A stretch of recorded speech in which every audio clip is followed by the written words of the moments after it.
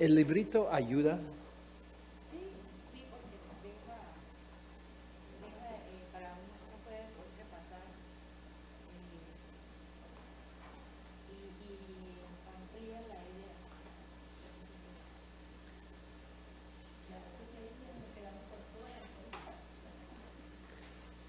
Es que esta es la segunda vez que uso esto. Acabo de escribirlo. Acabo de ampliarlo para esta vez, porque la última vez, en febrero, era algo más breve. Entonces, quiero que sea una ayuda, entonces quiero saber cómo mejorarlo. Si tienen sugerencias, cómo mejorar el librito, sería excelente saber. No soy experto en ¿cómo se llama eso? La gráfica,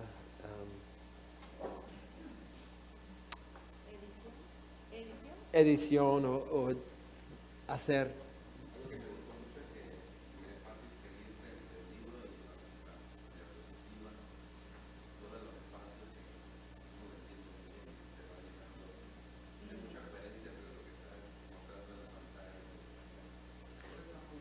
Excelente. Trato de hacer una correspondencia entre eso y el libro.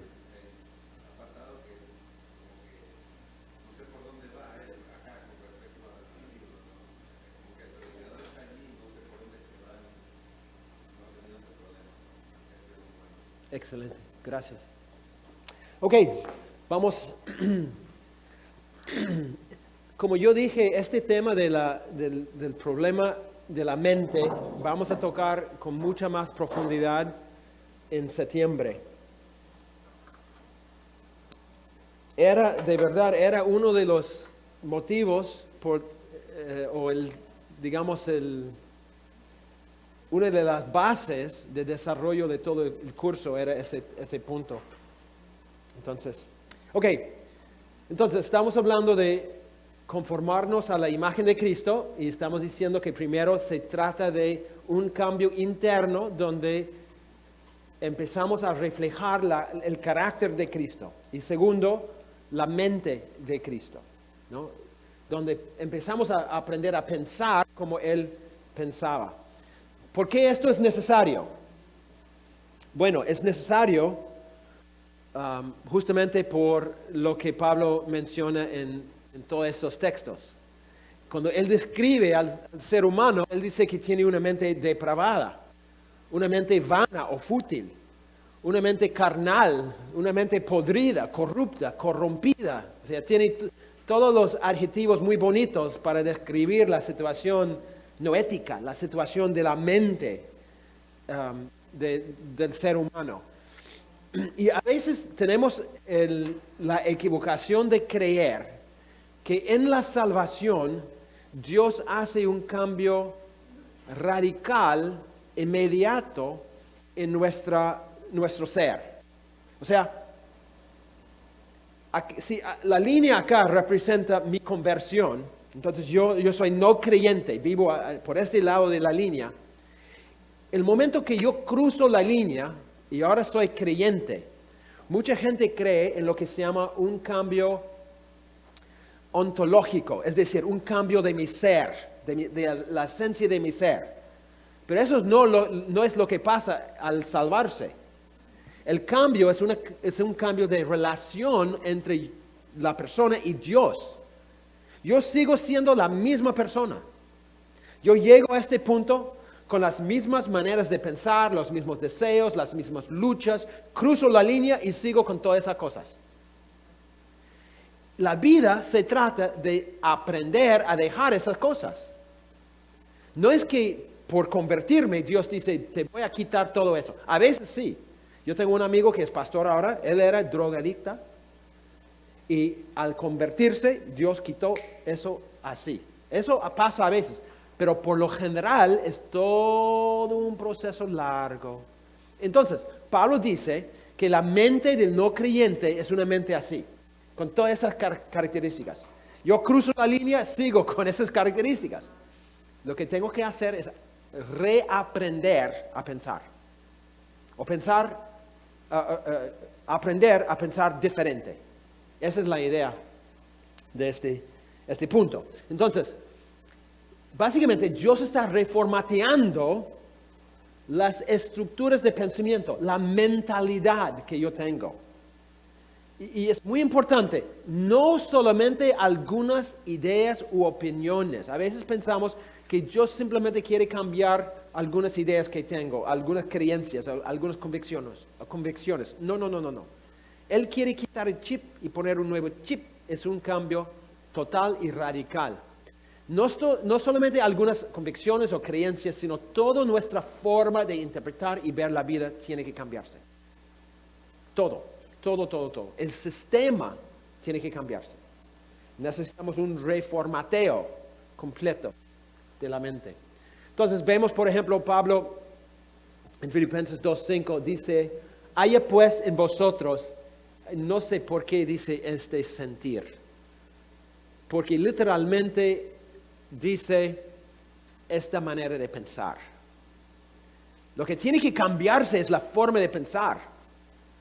No solamente un sentir, una forma de sentir. Es todo el sistema de pensamiento tiene que cambiarse para que sea más como Cristo. Dice que hubo también en Cristo Jesús. Pedro dice en 1 de Pedro 4:1, puesto que Cristo ha padecido por nosotros en la carne, vosotros también armaos del mismo pensamiento, es decir, la misma mentalidad, la misma forma de pensar. El mismo sistema de pensamiento tenemos que tener que tenía Cristo. Esa es la idea. Entonces, si una persona se convierte a Cristo, necesita experimentar un cambio de carácter, pero también necesita experimentar una forma nueva de pensar, un nuevo sistema de pensamiento. Entonces el cambio es muy profundo, penetra hasta la parte más interna de nuestro ser. Número 3. Conformidad a la imagen de Cristo implica una transformación visible donde este carácter y esta mente de Cristo se manifiestan más y más en acciones concretas que reflejan las acciones de Cristo. O sea, si hay un cambio de carácter y no hay un cambio de conducta, no podemos decir que hay un cambio de carácter. El carácter y la mente afectan cómo vivimos. Entonces tiene que haber también un cambio de conducta. Entonces hay una autora, ella es comentarista de la Biblia, conocida, una erudita muy profunda. Ella escribe sobre 2 de Corintios y ella hace la pregunta, ¿es esta transformación puramente interna? Y ella responde no. Y después ella dice, tiene que haber un elemento visible. Moisés, un tipo, es decir, un símbolo en 2 de Corintios, un tipo del convertido cristiano poseía la gloria visible. En el caso del cristiano, la idea tiene que ser la de una asimilación a Cristo, mientras la imagen de Dios produce un carácter visiblemente como el de Cristo, para que la imagen divina llegue a ser visible en el estilo de vida del creyente. Nosotros tenemos que manifestar el cambio en nuestra conducta. No puede ser simplemente algo interno, pero porque si es algo interno que no se ve externamente, no hay un cambio interno. Cuando se cambia el carácter, necesariamente se impacta en la conducta, porque hay una unión entre las dos cosas.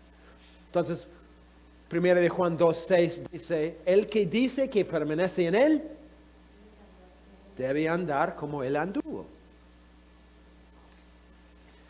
¿A qué se refería Juan como andar como él anduvo?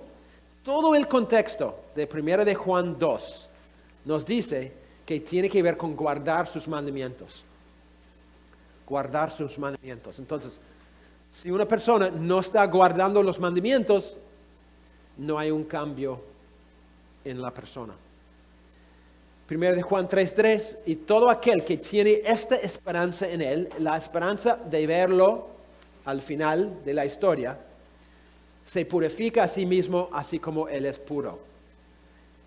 No sé si a ustedes les gusta estudiar la escatología, el estudio de los tiempos finales. Muchos cristianos les encanta estudiar la escatología, ¿no? Pero su razón es porque quieren entender los misterios del final, ¿no? Todos esos detalles. Juan nos dice acá que el propósito de estudiar el fin de los tiempos es para que haya un cambio ético en nosotros. Por eso debemos pensar en el futuro, no para poder tener tablas y todos los líneas histórica y así vas a desarrollar las cosas. No. Juan dice, mira, todo aquel que tiene esta esperanza del futuro debe dedicarse a purificar su vida, tal como Cristo era puro. Debe tener un impacto ético en nuestras vidas. Vivir en pureza, la conducta, es lo que Él tiene en mente. 1 de Pedro 1, 14 a 16. Pedro dice, como hijos obedientes, vimos esto ayer, no os conforméis a los deseos que estando en vuestra ignorancia, sino como aquel que os llamó es santo, sed también vosotros santos en toda vuestra manera de vivir. Porque está escrito, sed santos porque yo soy santo. Entonces, ¿cómo se ve la santidad? Según el texto, ¿cómo se ve la santidad?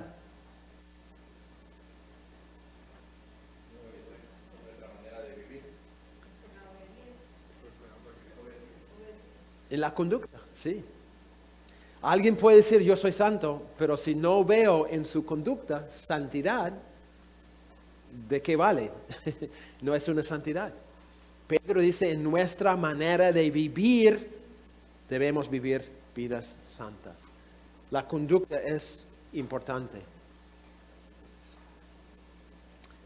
Colosenses 3:10, el cual, hablando del nuevo hombre otra vez, se va renovando hacia un verdadero conocimiento conforme a la imagen de aquel que lo creó.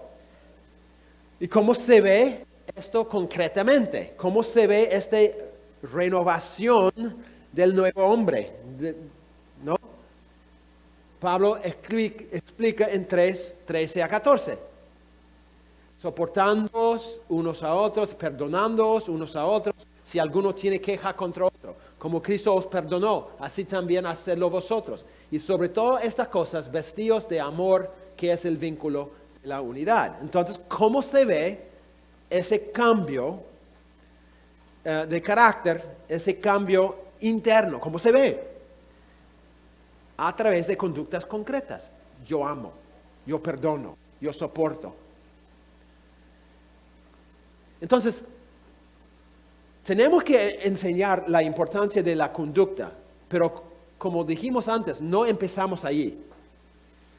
Empezamos con el carácter, empezamos con la mente, empezamos con la vida interior. Porque la reflexión, el reflejo, el reflejo de esa obra interna es una obra externa, no al revés. La palabra piedad en griego es una palabra que significa una obra interna que se ve externamente. Entonces, cuando Pablo dice a Timoteo, por ejemplo, ejércete para la piedad, la palabra que usa para piedad tiene la idea, tienes que tener la verdad internalizada en tu vida para que se pueda ver externamente su fruto. Entonces, es una obra interna que se ve externamente. Esa es la idea. Conformidad a Cristo significa una obra interna, pero también una obra visible en nuestra conducta. Efesios 5, miren esto. Sed pues imitadores de Dios como hijos amados. ¿Estás loco, Pablo? ¿Voy a imitar a Dios? ¿Cómo? Andad en amor, como también Cristo nos amó y se entregó a sí mismo por nosotros, ofrenda y sacrificio a Dios en olor fragante. Hay que ver ese cambio interno, externamente, en el amor que vivimos. Y como Frank dijo, otro ejemplo es lo que Jesús hizo al lavar los pies, ¿no?, de sus discípulos. Y lo que vemos allá es el ejemplo de Cristo. Una vivencia, ¿no?, de servicio.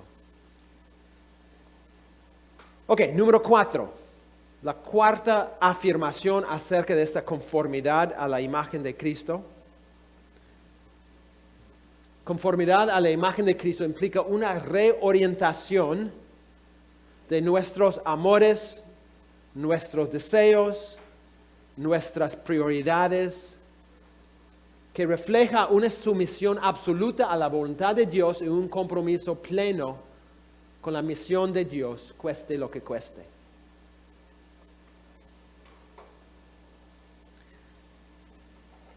Tiene que cambiar nuestros amores. El autor de ese libro que mencioné, Deseando el Reino, él escribió otro libro que se llama Tú eres lo que tú amas. Tú eres lo que tú amas. Su perspectiva en el libro es que los amores que más cautivan nuestros corazones son realmente lo que nos motiva a hacer lo que hacemos en la vida. Entonces, tú puedes cambiar muchas cosas en la vida, pero si no tratas con los amores que una persona tiene, las pasiones que tiene, no vas a cambiar su vida. Entonces, tenemos que trabajar con los deseos más profundos en el corazón de una persona para poder cambiar la vida de la persona. Otra vez vuelvo a este texto favorito mío, 2 Corintios 5, 14 y 15. Pablo dice, porque el amor de Cristo nos constriñe, nos controla, nos ha agarrado profundamente. Pensando esto, que si uno murió por todos, luego todos murieron. Y por todos murió para que los que vivan ya no vivan para sí, sino para aquel que murió y resucitó por ellos. Ustedes todos tienen un teléfono y cuando manejan, los que manejan, el teléfono tiene un GPS, ¿no es cierto? Más o menos. ¿Qué pasa cuando tienes el GPS puesto y dice que debes ir 4 cuadras más allá y doblar a la derecha, pero tú llegas a la esquina y tú doblas a la izquierda en vez de a la derecha? ¿Qué dice el GPS? Ok, redirecciona, dice recalculando y cambia todo el cuadro, ¿no es cierto? ¿Por qué? Porque tiene un nuevo punto de referencia. Ya no es acá, sino allá. Eso es lo que Pablo está diciendo en nuestras vidas. Cuando Cristo murió por nosotros, el GPS gritó, recalculando, ya tenemos un nuevo punto de referencia. El punto de referencia de un no creyente es ellos mismos. El egoísmo. Yo soy el rey de mi vida. Yo determino mis pasos, yo determino lo que hago, lo que no hago. Yo soy el centro. Pero mira lo que Pablo dice. Pablo dice, si Cristo murió por todos, entonces todos estamos muertos. Su muerte llega a ser nuestra muerte. Él dice, los que viven, es decir, su resurrección llega a ser nuestra resurrección. Vivimos ahora. Pero la consecuencia, ¿para qué significa propósito? ¿Para qué pasó todo esto? La muerte y resurrección de Cristo. ¿Para qué? ¿Cuál fue su propósito? Pablo dice, para que ya no vivamos para nosotros, sino para Él. Es decir, tú tienes un nuevo punto de referencia en tu vida. Dios, a través de la cruz, quitó del centro de tu vida el yo y puso la cruz y dijo, desde ahora en adelante, tú calculas tus pasos por este punto de referencia, Cristo. Si no lo haces, entonces el rey destronado todavía está reinando y eso no está bien. Es decir, los amores, las pasiones que tienes en el centro del corazón tienen que cambiarse. Tienen que cambiarse y Cristo tiene que estar en el centro de todo esto. Él tiene que ser el que determina nuestra dirección. Vemos esto en Mateo 26, 38. ¿Se acuerdan el momento más difícil en la vida de Cristo? Cristo está en el huerto de Getsemaní, solitario, ahí con los discípulos durmiendo. Y Él está por pasar por el momento más difícil de su vida. Y Él dice, mi alma está muy triste hasta la muerte. Más triste que tú y yo hemos experimentado en toda nuestra vida. Él está enfrentando la muerte. Y estando en agonía, oraba más intensamente. Y era su sudor como grandes gotas de sangre que caían hasta la tierra. Él está quebrantado, totalmente quebrantado. Imagínate en una situación donde estás quebrantado también. Donde tú sabes que ya no puedes. No tienes la fuerza, no tienes las ganas, ya no puedes más. Enfrentas eso. Y en ese momento enfrentas una decisión. Y la decisión es tu voluntad o la voluntad de Dios.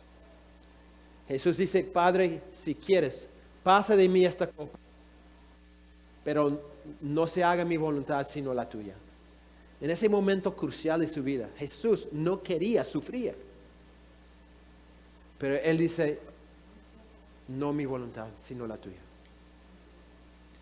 Mató las pasiones, los deseos de su corazón para hacer la voluntad de Dios.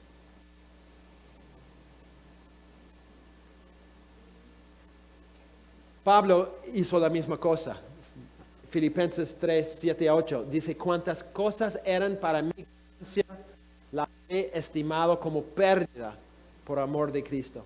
Y ciertamente aún estimo todas las cosas como pérdida por la excelencia del conocimiento de Cristo Jesús, mi Señor, por amor del cual lo he perdido todo y lo tengo por basura, por caca, literalmente, para ganar a Cristo. Es lo que él dice básicamente.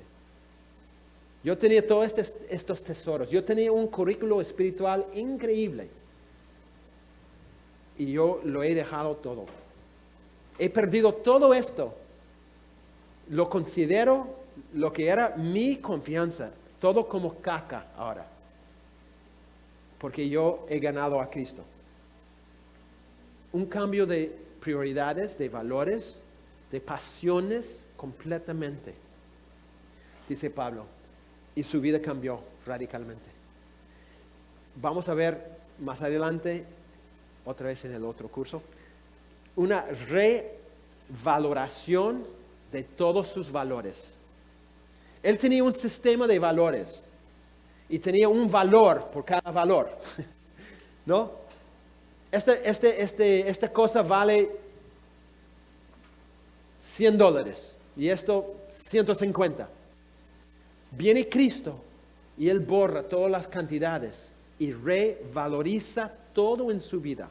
Pone un nuevo valor en todas las cosas en su vida por lo que Cristo hizo en su corazón. Esa es parte de lo que significa conformarnos a la imagen de Cristo. Tener una revaloración de todo en la vida. Lo que era importante no necesariamente debe ser importante ahora. Lo que no era importante podría ser muy importante ahora. tenemos que cambiar todo el sistema de valores para que Cristo esté en el centro y Él sea el que da valor a las demás cosas en nuestras vidas. Piensen en lo que tenía valor antes de conocer a Cristo. Para mí, la cosa que tenía más valor era mi participación en el juego del básquetbol. Tenía más valor que cualquier otra cosa. Pero cuando yo me convertí a Cristo, yo tuve que hacer un cambio radical de todo ese sistema. Y Dios radicalmente cambió toda mi vida a raíz de eso. Cuesta, pero es parte de ese proceso. Ok, vamos al número 5. Número 5. Pablo dice que conformidad a la imagen de Cristo implica una transformación escatológica. Escatología se refiere a los tiempos finales. Es un cambio en el final de la historia, donde en la consumación de la historia el cuerpo del creyente llega a ser como el cuerpo glorificado de Cristo. Nuestra transformación no va a llegar a su meta hasta que haya un cambio de cuerpo. Sin ese cambio de cuerpo no podemos llegar a la meta. Imposible. ¿Por qué? Dijimos que es algo holístico, que tiene que abarcar la totalidad de nuestro ser. Y parte de ese proceso es un cambio físico de nuestro cuerpo. Por eso Pablo dice en Filipenses 3, 20 a 21, nuestra ciudadanía está en los cielos, de donde también esperamos al Salvador, al Señor Jesucristo. Él transformará nuestro cuerpo mortal en un cuerpo glorioso, semejante al suyo, por el poder con el cual puede también sujetar a sí mismo todas las cosas. Entonces, sin ese cambio de cuerpo, a un cuerpo glorificado, es imposible llegar a la meta de la conformidad a la imagen de Cristo. Entonces, la parte física también está involucrada en esta transformación. Pablo dice en 1 Corintios 15, 49, y así como hemos traído la imagen del terrenal, traeremos también la imagen del celestial. Necesitamos esa transformación desde la tierra hasta el cielo. Y él termina, os digo, no todos moriremos, pero todos seremos transformados. En un momento, en un abrir y cerrar de ojos, a la final trompeta, porque se tocará la trompeta y los muertos serán resucitados incorruptibles y nosotros seremos transformados. Pues es necesario, es esencial que esto corruptible se vista de incorrupción y que esto mortal se vista de inmortalidad. Es decir, si no hay un cambio de cuerpo, no podemos entrar en el reino de Dios. No podemos. Porque algo corruptible no entra en un reino incorruptible. Entonces, el cambio de cuerpo es esencial para terminar el proceso de transformación. Ok. Para que estén despiertos, porque veo que muchos están luchando después de almorzar y todo. Está bien, yo entiendo. Si no estuviera de pie hablando, estaría probablemente con ustedes. En grupos, quiero que lean este texto de Filipenses 3, 2 a 14 y contesten estas 3 preguntas. ¿Por qué? Porque esto va a servir como la base de la próxima parte que vamos a compartir. ¿Cuál era el deseo principal de Pablo en este texto? ¿Okay? Quiero que enfoquen en cuál era el deseo principal de Pablo. ¿Cómo es que Pablo iba a lograr ese deseo? ¿Y cómo describirían la transformación que Pablo experimentó? Pablo testifica de una transformación en este texto. Y quiero que ustedes puedan captar qué clase de transformación experimentó Pablo. ¿Ok? Y si tienen tiempo, pueden quizás anotar algunas similitudes entre la transformación que experimentó Pablo y la transformación que experimentó Jesús. O paralelos entre Pablo y Jesús. ¿Ok? ¿Más o menos claro? Despiértense, hermanos, a trabajar juntos.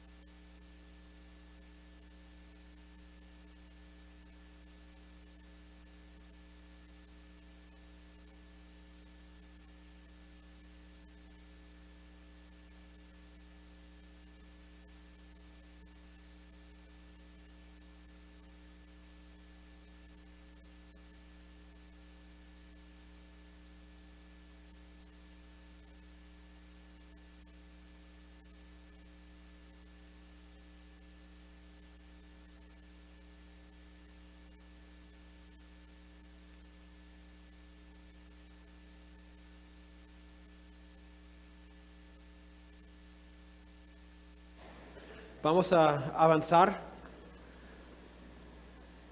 Entonces, primera pregunta. ¿Cuál era el deseo principal de Pablo? Resumiendo todo lo que dice en el texto. ¿Cuál era el deseo principal?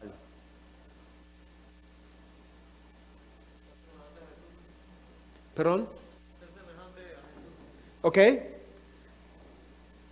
¿Y cómo expresa Pablo en el texto? O sea, sí. Ok, quería conocer a Cristo, ¿no? O sea, obviamente él habla de la meta llegando a ser semejante a Él en su muerte, pero creo que el deseo principal, él quería conocer a Cristo, ¿no? Y dice en verso 10, a fin de, aquí es la meta, conocerle a Él y el poder, etcétera, etcétera.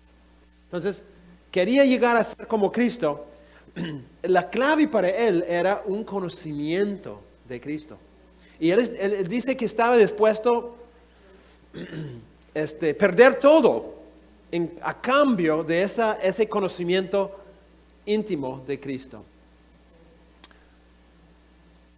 ¿Cómo es que Pablo iba a conocerlo? ¿Cuál era el medio que Pablo dice que era necesario para conocer a Cristo?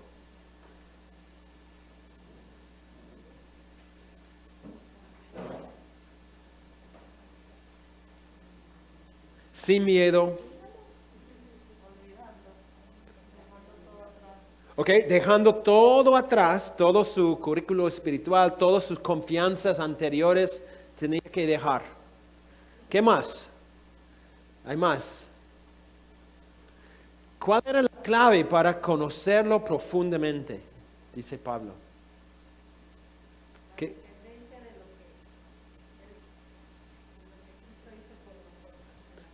Ok, una dependencia de lo que Cristo hizo en la cruz. Sí. Ajá. ¿Qué más?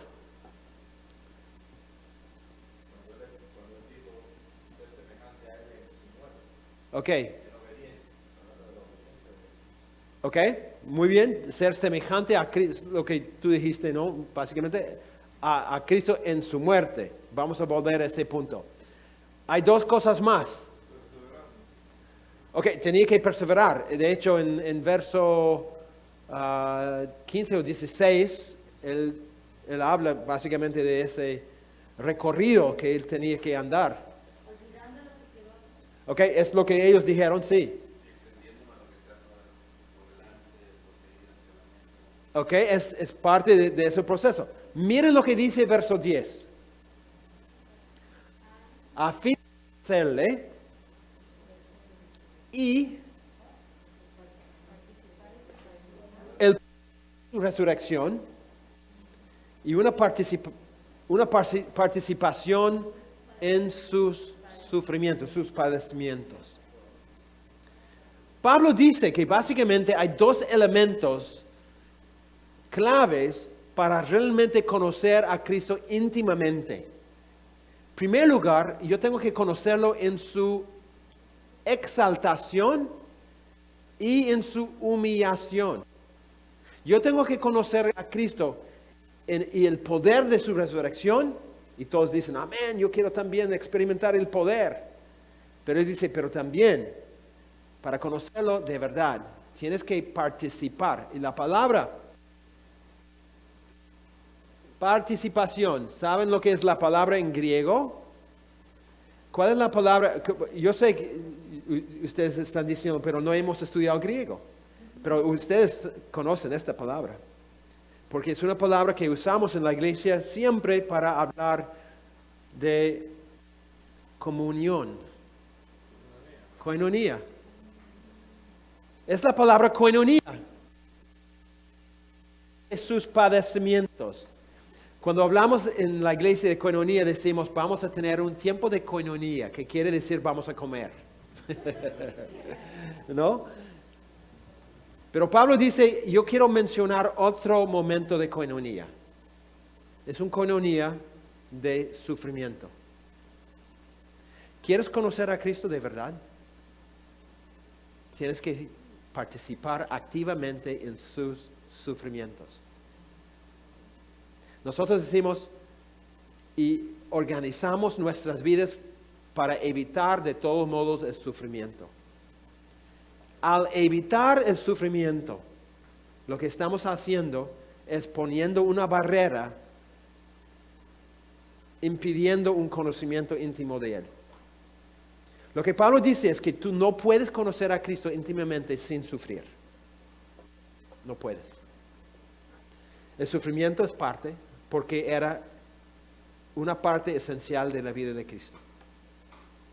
Tal es así que Pablo dice, ¿cuál es el resultado de compartir sus sufrimientos? ¿Cuál es la consecuencia, el resultado de esto? Mire lo que dice. Se lee el poder de sus padecimientos. ¿Qué dice?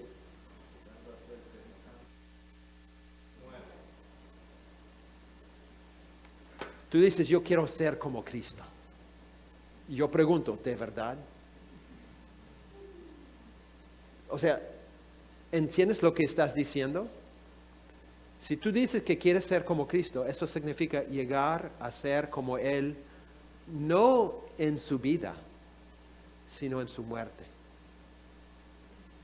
No vamos a llegar a ser como Cristo sin llegar a ser como Él en su muerte. Ahora, la pregunta, ¿cómo era Cristo en su muerte? Bueno, acá tenemos lo que debería haber puesto antes, perdón. ¿Cómo es conocerlo? Tenía que conocer el poder de su resurrección. O sea, ese poder reflejado en ese evento supremo de la vida de Cristo, su resurrección. Pero es más allá, porque es el poder de vivir una nueva vida, porque después de su resurrección, Cristo resucitó a una nueva clase de vida. Y Pablo dice en Romanos 6:4, y eso vamos a ver más adelante, que nosotros también hemos resucitado con Cristo a una nueva clase de vida. Segundo, dice, tenemos que participar activamente en los sufrimientos de Cristo. ¿Y cuál sería el resultado? Llegando a ser semejante a Él en su muerte. Ahora, aquí eso surge una pregunta. ¿Cómo era Cristo en su muerte? Si yo, para conocerlo íntimamente, tengo que llegar a ser como Él en su muerte, yo debo entender cómo era Cristo en su muerte.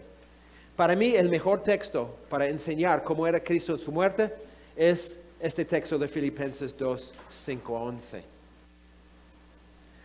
¿Alguien podría leer este texto, por favor, para todos?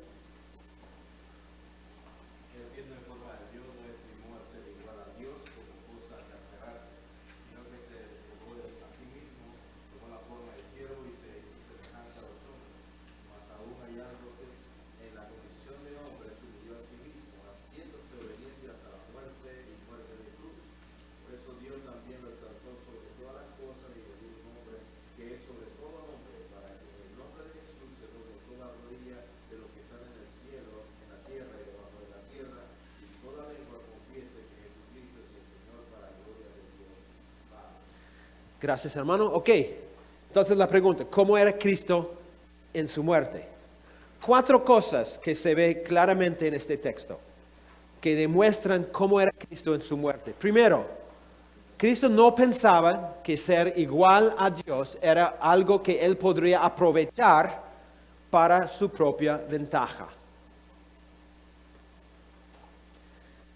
Comparen los políticos de hoy con Cristo. El político tiene un lugar de poder. Entonces aprovecha su lugar de poder para su propia ventaja. Dice, mira, yo soy un congresista. Si yo quiero hacer un tiempo de vacaciones en una isla de Hawái, ¿cómo se llama? Hawái. En Estados Unidos, yo quiero ir a un paraíso como Hawái para pasar, yo puedo hacerlo porque yo soy congresista, merezco honor, merezco ciertos premios, entonces lo voy a hacer. Yo sé que significa robar alguito de la tesorería del país, pero yo puedo hacerlo porque yo soy una persona que merece tal trato. Está aprovechando de su posición de importancia para su propio provecho. Los pastores a veces lo hacemos, ¿no es cierto? Tenemos cierta posición de honor en la iglesia. Entonces, aprovechamos a veces de los privilegios que merecemos como líderes para aprovechar para nuestro bien. Todos lo hacemos, padres lo hacen en la casa, o sea, los hombres de negocio, todos lo hacemos. Cristo no. Cristo no. Siendo en forma de Dios. Todas las comparaciones no tienen sentido cuando hablamos de alguien que es Dios. Siendo en forma de Dios, no estimó el ser igual a Dios como cosa a que aferrarse. Es decir, Él no dijo, yo soy Dios. Voy a agarrar este privilegio, ese honor, esa gloria a todo costo para mi propia ventaja. Sino lo soltó. Y sabemos, se humilló y todo esto. ¿Qué tan frecuente es querer aprovechar de nuestra posición de poder para nuestra propia ventaja? Si quieres ser como Cristo, no puedes hacerlo. Tienes que dejar de lado ese lugar de privilegio. Como Juan el Bautista, es necesario que Él crezca y que yo disminuya. Pero Juan, tú eres el segundo en el reino de Dios. Tú tienes mucha autoridad, mucho poder, una posición importante. No. Es Él, todo es Él. Yo no soy nada. ¿Estás dispuesto a sacrificar cualquier privilegio que podrías tener para llegar a ser más como Cristo? Tú dices que quieres ser más como Cristo. ¿Entiendes lo que significa? Llegar a ser como Él en su muerte. Así era Él en su muerte. Pablo entendió. Por eso Pablo dice, todas las cosas que para mí eran ganancias, todo mi trasfondo judío, todos los logros espirituales, todo lo que yo había avanzado en la fe, todo eso, yo doy por basura. Porque yo tengo algo a cambio que es más importante, Cristo. Estoy dispuesto a perder todo lo que yo he logrado, mi título. Yo en mi caso, yo tengo un doctorado, 2 maestrías. Si yo creo que por tener tantos títulos, que yo merezco un mejor trato que el hermano que limpia el baño y no tiene un lugar importante en la iglesia, estoy totalmente equivocado. Estamos dispuestos a dejar de lado todos nuestros logros espirituales a cambio de conocer a Cristo y llegar a ser como Él en su muerte. Es costoso conformarse a Cristo, pero esa es la meta. Segundo, se despojó a sí mismo. Dice, se despojó a sí mismo, tomó la forma de siervo y se hizo semejante a los hombres. Ahora, ¿qué quiere decir que se despojó a sí mismo? Ha habido mucha controversia sobre esto, han escrito libros de teología muy profundas sobre el tema y creo que todos esos esfuerzos han sido una equivocación fuerte. No se trata de lo que Cristo dejó. El despojarse de Cristo se trata de lo que Él tomó, no lo que Él dejó. Se habla, bueno, dejó este atributo, el otro atributo. No. Pablo dice claramente, se despojó a sí mismo, ¿cómo? Tomando la forma de siervo y se hizo semejante a los hombres. Lo que fue el despojo total de Jesús era llegar a ser un hombre, siendo Dios. Lo que despojó es la gloria del cielo para la mugre de la tierra. Entonces, se trata de limitarse siendo siervo, aún como líder. Yo me limito haciéndome siervo a los demás. Cristo dijo, yo tengo todo el derecho del cielo, yo tengo toda la gloria de la eternidad. Lo dejo, tomando algo que me va a limitar. Tengo que vivir como un pobre en la tierra, con toda esa mugre y esos pecadores que me van a matar. ¿Quieres llegar a ser como Cristo en su muerte?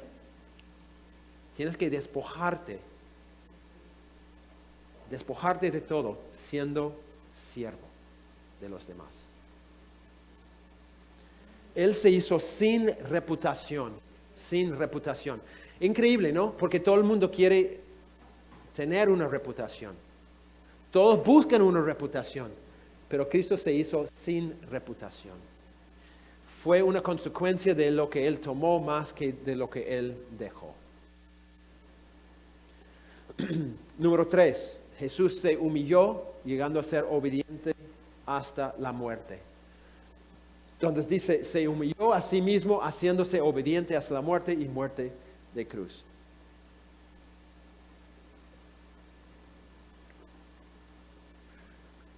Obediencia del Hijo de Dios. La voluntad de Dios era morir por los pecadores. Y Jesús dijo, ok, acepto el reto. Voy a morir por los pecadores, por los que me odian, los que se han rebelado contra mí, voy a morir por ellos.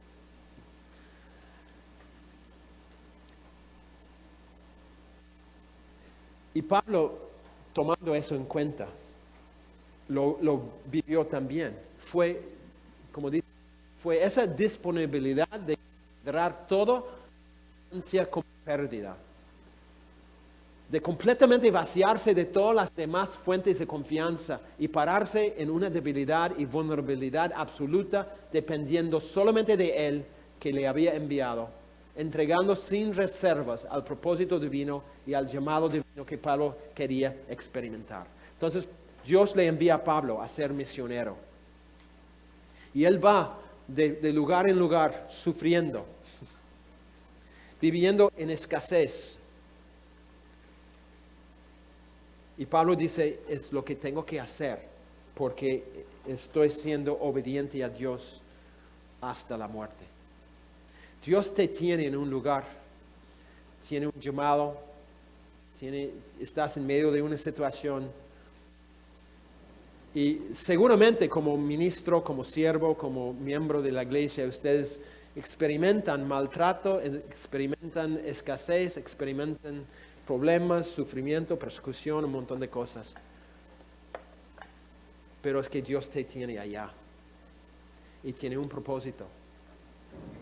Y si tú quieres llegar a ser como Cristo en su muerte, el sufrimiento, las deprivaciones y todo eso es parte de todo el proceso. ¿Estás con miedo, hermana? No va a pasar nada. No, entonces es parte de lo que significa llegar a ser como Cristo en su muerte. Ya vamos terminando aquí muy rápido. Número 4, el último. Fue por esta razón, por todo lo que Cristo hizo, que Dios lo exaltó. Ahí dice, por eso Dios también lo exaltó sobre todas las cosas y le dio un nombre que es sobre todo nombre. Dice, por eso, como consecuencia de todo lo demás, Dios lo exaltó. Un gran problema con nosotros es que queremos esa parte, la última parte, ser exaltado. Pero no entendemos que el único camino a la exaltación tiene que pasar por el sufrimiento, por la humillación. El Evangelio de la Prosperidad quiere evitar el sufrimiento para llegar a la exaltación. Ellos creen que hay un ascensor que va directo a la exaltación, pero no es así. La Biblia es muy clara. La única forma de llegar a la exaltación es pasando por el sufrimiento y la humillación.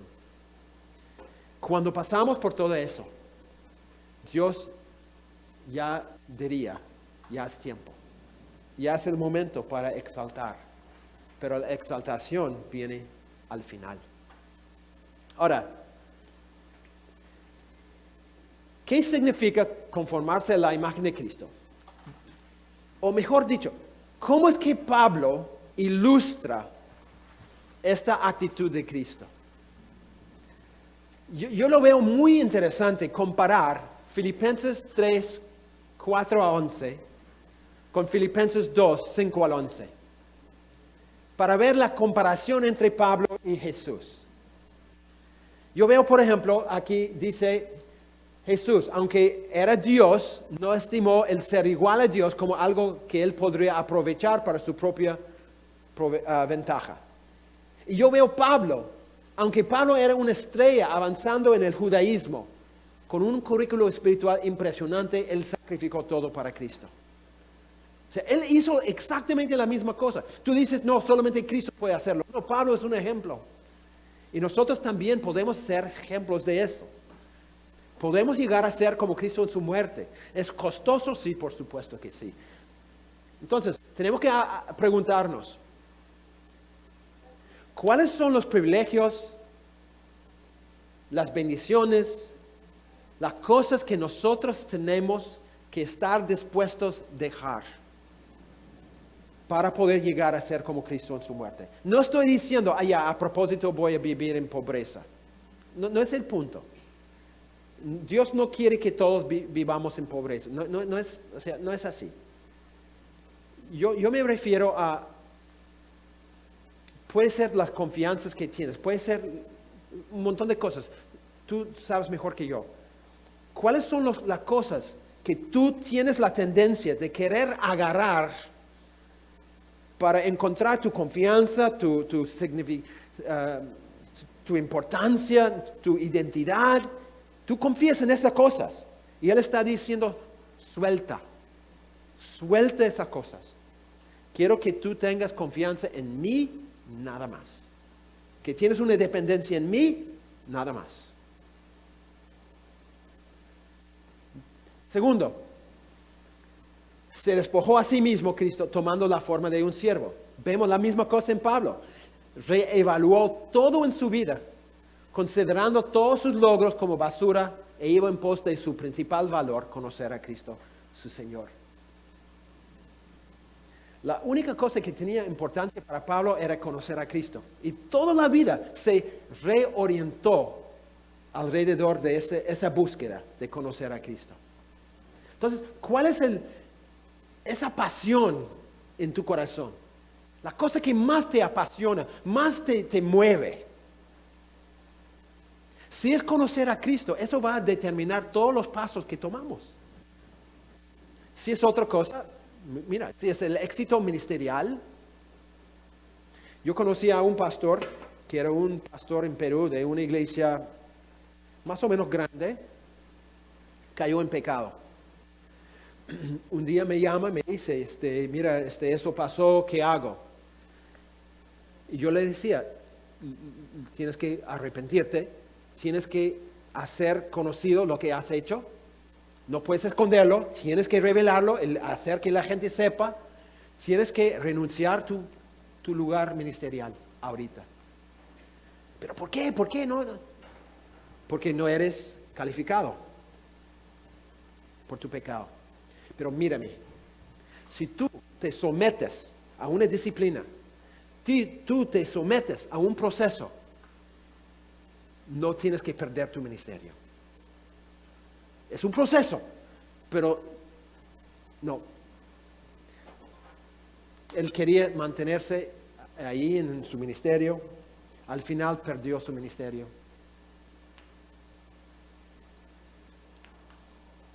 No quería, o sea, yo diría que su deseo era construir su propio reino en vez del reino de Dios. Si nosotros queremos construir el reino de Dios, estaríamos dispuestos a dejar nuestro ministerio cuando no somos los capaces para cumplirlo, cuando no calificamos por el pecado o lo que sea la situación. Pero no, el ministerio era más importante que cualquier otra cosa y al final perdió todo. Pablo dice, yo voy a perder todo porque yo quiero conocer a Cristo. Es la cosa más importante. Número 3, Jesús se humilló a sí mismo y se hizo obediente hasta la muerte, y la muerte más humillante imaginable, la cruz. Y Pablo dice, su deseo era conocer a Cristo, el poder de su resurrección, participar en sus sufrimientos para llegar al mismo punto. Una muerte humillante, o sea, conformarse a la muerte de Cristo. La misma cosa. Por eso, esa pregunta, ¿quieres conformarte a la imagen de Cristo? Decimos, por supuesto que sí, soy cristiano, sin entender realmente lo que significa. No es llegar a la cima de las cosas, es bajarnos hasta el punto más bajo. Fue por eso que Dios lo exaltó. La esperanza de Pablo era alcanzar la resurrección, en lo que él dice al final. En verso 11, si en alguna manera llegase a la resurrección entre los muertos. Eso era la meta de Pablo. No ser exaltado frente a la gente, sino llegar al punto donde él está delante de Dios para la eternidad. Eso era su meta. Ok, resumiendo todo esto, y con esto terminamos. ¿Qué quiere decir conformarse a la imagen de Cristo? Ser conformado a la imagen de Cristo es tomar la misma forma de Cristo. Es decir, reflejar su carácter, sus actitudes, sus virtudes, sus actos. Y más concretamente es llegar a ser como Él en su muerte. Si yo tuviera que poner una palabra para captar todo este tema, es esto: cruciforme. Cruciforme. Mi vida tiene que ser una vida cruciforme. Mi mente tiene que ser una mente cruciforme. Mis relaciones tienen que ser relaciones cruciformes. Toda mi vida tiene que tomar la forma de la cruz.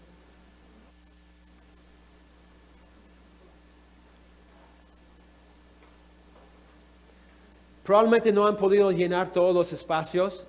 Si mañana quieren, o ahorita yo puedo poner cualquier diapositiva si tienes blancos ahí que quieren llenar, no hay problema. El anterior probablemente, ok, no hay problema. No va a estar en la prueba final, por el examen final, pero está bien. Ok, esto, ya. ¿Alguna pregunta o comentario sobre cualquier cosa que hemos conversado? ¿Algún detalle que quieren conversar más? Ya terminamos. Como yo he dicho, probablemente no vamos a terminar el libro y voy a probablemente saltar algunas páginas porque planifiqué mucho más de lo que iba a poder compartir.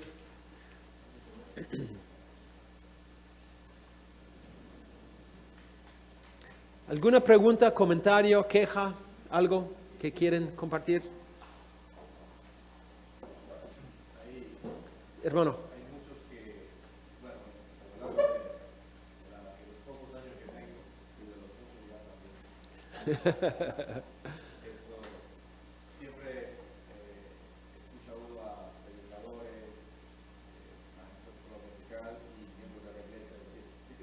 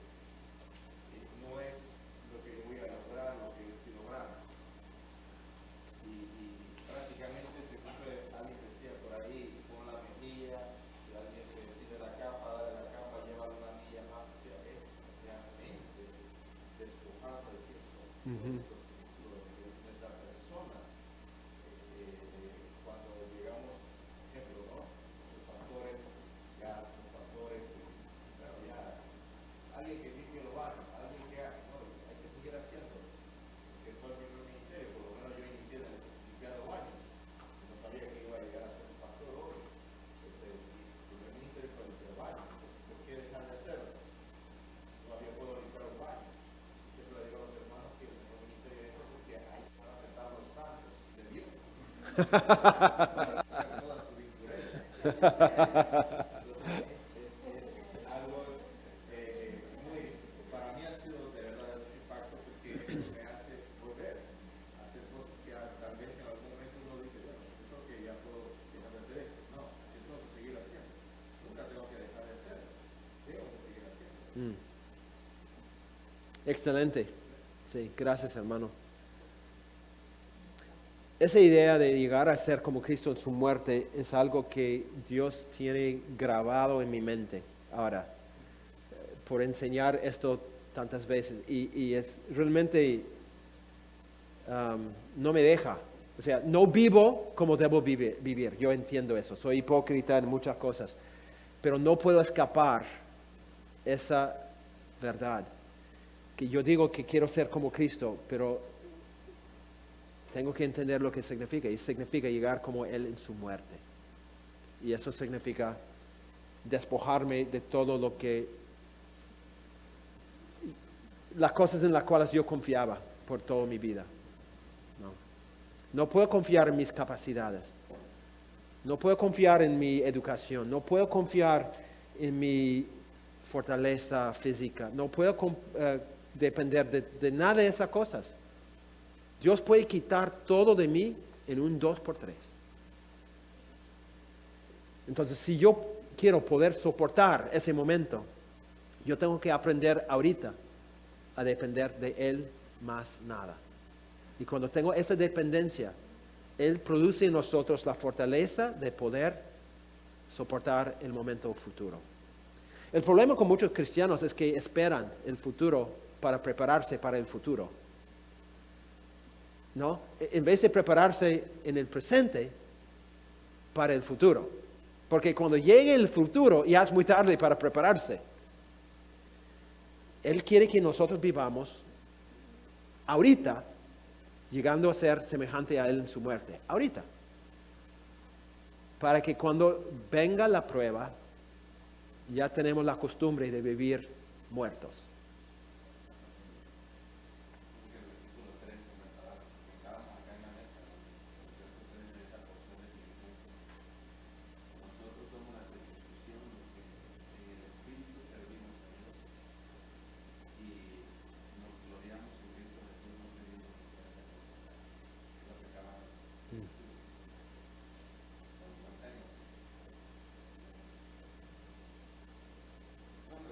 Sí.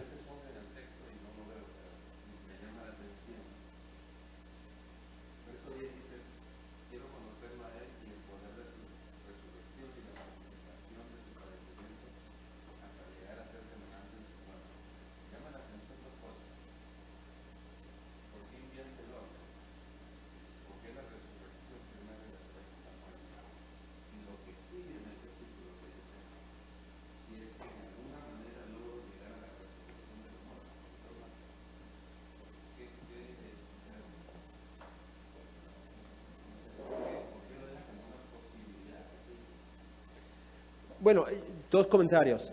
Yo creo que invierte el orden porque quiere juntar como conclusión lo de llegar a ser como Él en su muerte. Right? No, o sea, habla de el poder de la resurrección y después habla de sufrir para llegar a la muerte con la meta final de llegar a la resurrección. Entonces es como el orden, ¿no? Vamos a olvidar por un segundo el poder de la resurrección, ¿no? Yo quiero sufrir para morir, para resucitar. Entonces, esa parte, ¿no? Es como una inclusión también, porque empieza hablando de resurrección, termina con resurrección. ¿Y por qué habla como si no fuera una realidad? ¿No? Es un supuesto, quiero llegar, como Pablo tenía en duda. Porque tú notas en varios textos bíblicos que Pablo habla así. 1 de Corintios 9, Pablo dice, yo predico a los demás, disciplino mi cuerpo, golpeo mi cuerpo, para que después de haber predicado a otros, yo no reciba la noticia de descalificado. No es que Pablo pensaba que no iba a llegar, pero Pablo no quería dar por sentado que yo ya estoy allá, no tengo que trabajar. No. Él sabía que todo era un esfuerzo enorme durante toda la vida cristiana, pero él también tenía la certeza que iba a llegar, pero vivía como si no fuera tan segura. Entonces, creo que por eso Pablo dice eso. Pero él sabía, ¿no? Él sabía, porque tú ves Romanos 8, 29, 30, Pablo dice, todas las cosas ayudan al bien del creyente. Y él dice, ¿por qué? Porque los que Dios conoció, antes conoció, lo predestinó, lo justificó, glorificó. Pablo dice que el proceso es un proceso que va a llegar a su fin. Yo entiendo eso. Pero yo lucho, como tú mencionaste antes, prosigo hacia la meta. ¿No? Me esfuerzo con todo mi ser para llegar a la meta, sabiendo que es Dios que me va a llevar a la meta. Pero él vivía todos los días con esa energía y ese compromiso, ¿no? De yo tengo que esforzarme. Pero me esfuerzo dependiendo de Dios y no de mis fuerzas. Es la cosa increíble. Bueno, hermanos, terminamos con oración. ¿Quién le gustaría orar para terminar el sufrimiento?